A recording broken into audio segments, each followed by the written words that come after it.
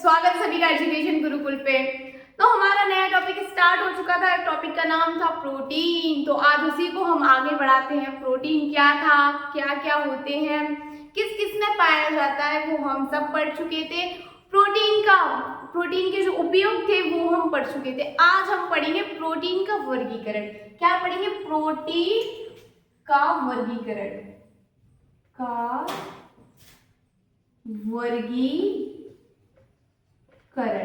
ठीक है। नया टॉपिक रहने वाला है वर्गीकरण। तो ये वर्गीकरण होता क्या है? वर्गीकरण होता है मतलब प्रोटीन को किस किस में डिवाइड किया गया है, प्रोटीन किस किस टाइप के होते हैं। तो इसमें पहला वर्गीकरण है आपका रासायनिक संगठन के आधार पर। इसके अंदर क्या होता है? पहला आता है रासायनिक संगठन के आधार पर। रासायनिक संगठन के आधार पर 3 प्रकार के होते हैं, ए बी सी।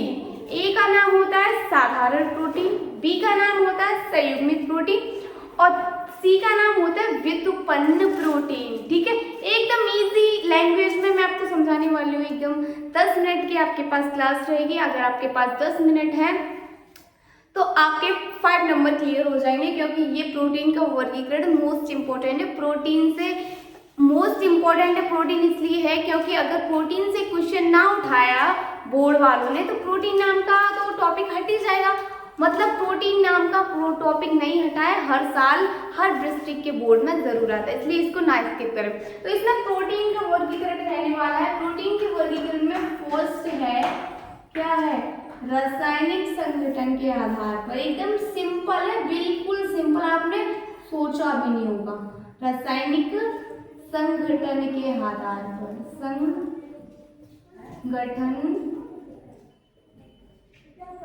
के आधार पर, क्या?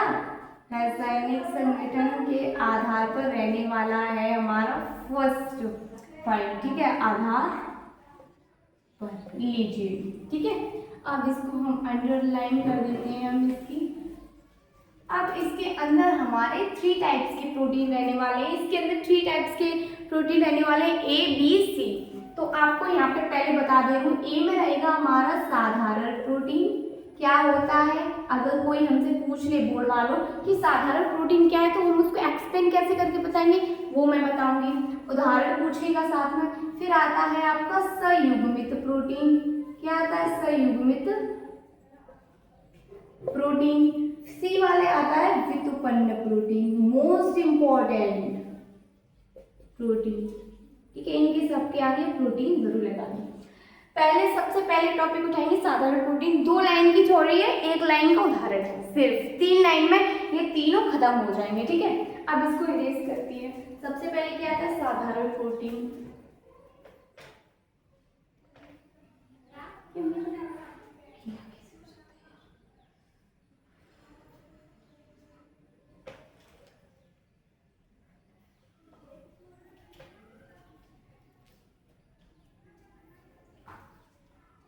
ए वाला पढ़ेंगे, क्या पढ़ेंगे ए वाले में?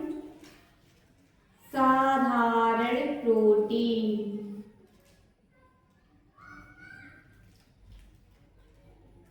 साधारण प्रोटीन में क्या था हमारा? लीजिए, 2 लाइन की थ्योरी थी, 1 लाइन के उदाहरण था, जो जरूर आपको बोर्ड में पूछा जाएगा और आपको लिख के आना है। कैसे लिख के आना है? साधारण प्रोटीन क्या होता है? यह जल अपघटन के दौरान, अपघटन के बाद या दौरान, ठीक है, कुछ भी लिख सकते हैं, बात एक के बाद क्या देता है? के बाद अल्फा एमिनो एसिड देता है। अल्फा एमिनो एसिड देता है, साधारण प्रोटीन कहलाता है। हो गई ना, मैंने बोला था ना एकदम सिंपल है। साधारण प्रोटीन कहलाता है। ठीक है, क्या हो गया? साधारण प्रोटीन क्या है? जल अपघटन अपघटन के बाद जल अपघटन होता है क्या? जब भी हमारे पास कोई साधारण प्रोटीन होगा, हमें कैसे पता चलेगा कि ये साधारण प्रोटीन है? हमारे पास कोई प्रोटीन दिया होगा, जब हम उसको जल में मिलाएंगे यानी तब उसका जल अपघटन करवाएंगे, जल में अपघटित करवाएंगे और उसको चेक करेंगे ले जाके, तो वो क्या देगा? वो अल्फा एमिनो एसिड देगा।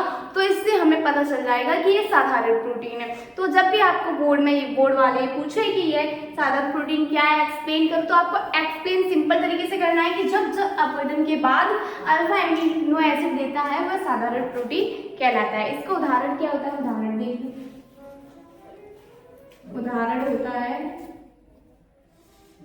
ग्लूटेलिन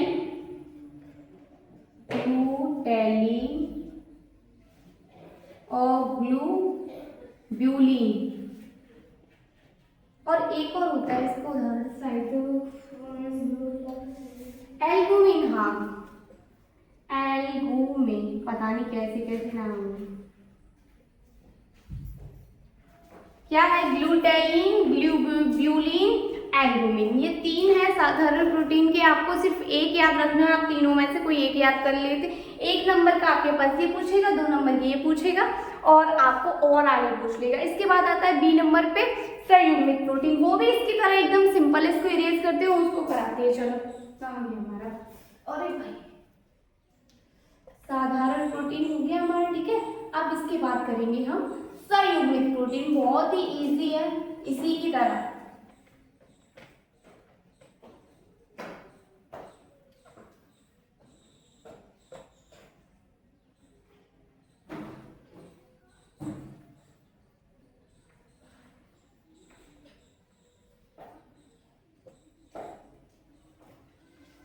अब करेंगे हम संयुग्मित प्रोटीन। ये संयुग्मित प्रोटीन होता क्या है? इसी की तरह एकदम सिंपल टॉपिक है। पहले हम इस टॉपिक का नाम लिखते हैं। तो अरे यार गीला हो गया बोल मेरा, हाँ गीला हो गया। संयुग्मित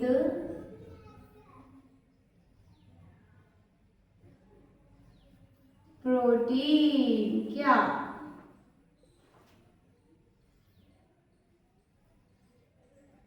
बी नंबर।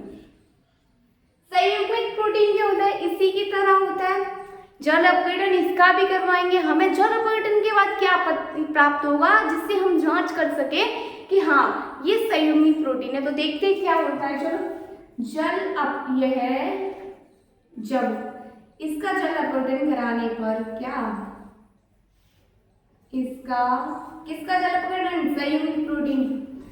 मतलब कोई भी प्रोटीन आपको दिया हुआ, हमें ये पता नहीं है कि हमारे पास संयुग्मित प्रोटीन है कि साधारण प्रोटीन है कि युग्मित प्रोटीन। हमको उसको जब पहले उसका जल अपघटन कराना है, तीनों में से कोई भी दिया हो, हमें उसका नाम नहीं पता कि क्या है और हमें उसकी जांच करनी है, तो सबसे पहले उसका जल अपघटन कराएंगे यानी पानी में घोलेंगे और उसको जांच में ले जाएंगे, मशीन में चेक करेंगे उसमें क्या प्राप्त होगा, इससे हमें पता। तो इसमें क्या प्राप्त होता है? देखिए जल अपघटन, इसका जल अपघटन कराने पर क्या प्राप्त होता है? इसका जल अपघटन कराने पर अल्फा एमिनो एसिड, क्या इसमें भी अल्फा एमिनो एसिड प्राप्त होगा? के साथ साथ मतलब कुछ और भी प्राप्त हो रहा है यहाँ। क्या? न्यूक्लिक एसिड, न्यूक्लिक अम्ल, ठीक है। अम्ल को इंग्लिश में एसिड कहते हैं। कार्बोहाइड्रेट्स,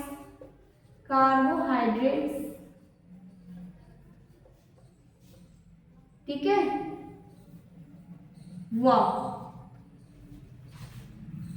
फास्फोरस अम्ल,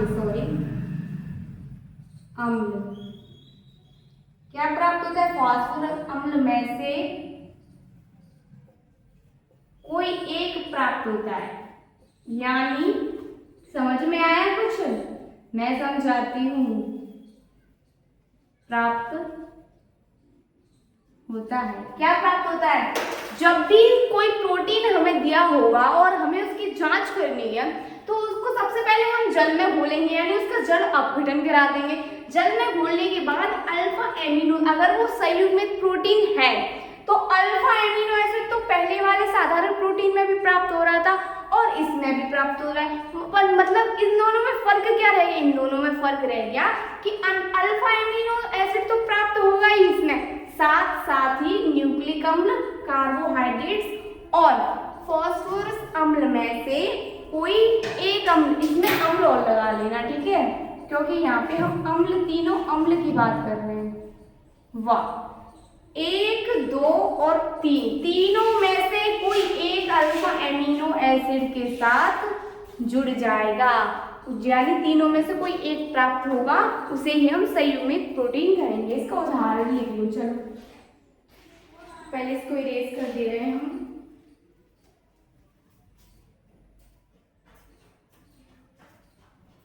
मात्रा लगा दी। इसका उदाहरण होता है ग्लाइकोप्रोटीन, ठीक है, ग्लाइकोप्रोटीन, और क्या होता है न्यूक्लिक प्रोटीन, न्यूक्लिक प्रोटीन, फॉस्फोप्रोटीन,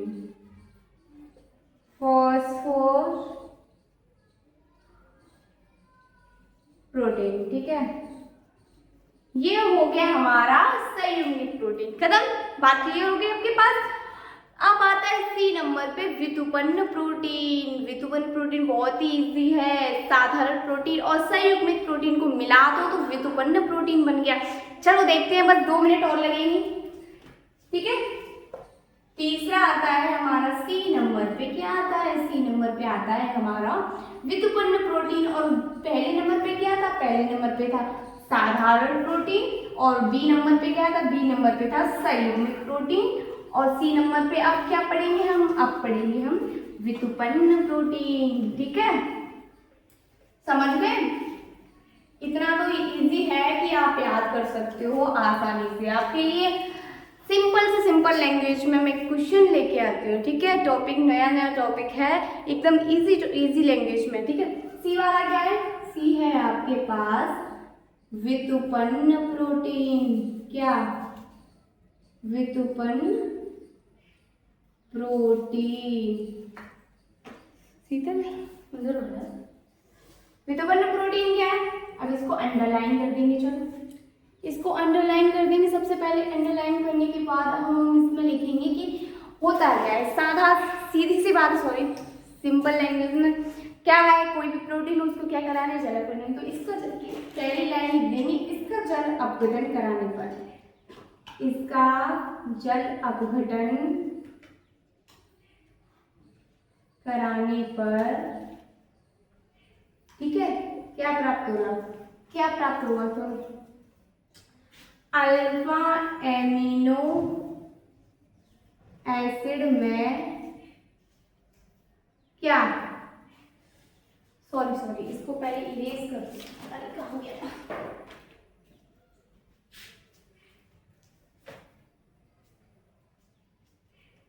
चलो अपघटन किसमें कराया जाता है, अल्फा एमिनो,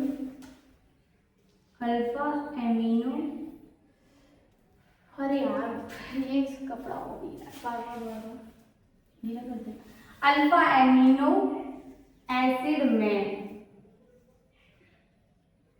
इसका जल अपघटन अल्फा एमिनो एसिड में कराते हैं।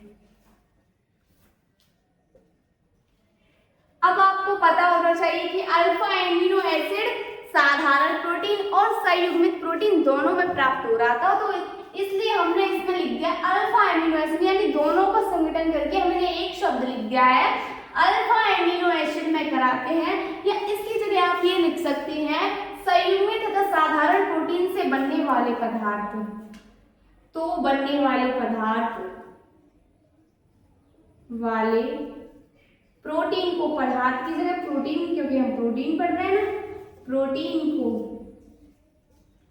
क्या कहते हैं, व्युत्पन्न प्रोटीन कहते हैं, प्रोटीन कहते। इसका एक ही एग्जाम्पल होता है, एग्जाम्पल क्या होता है, प्रोटीमोस, प्रोटी की मौसी। ठीक है, इतना इजी था, कितना इजी टॉपिक था पता है। एक बार फिर से वीडियो देखना, आपको एकदम इजी लगने लगेगा। आपको ये लगेगा कि हाँ मैं ये पहले भी याद कर चुका हूँ, जब भी आप कुछ लिखेंगे नहीं फिर भी।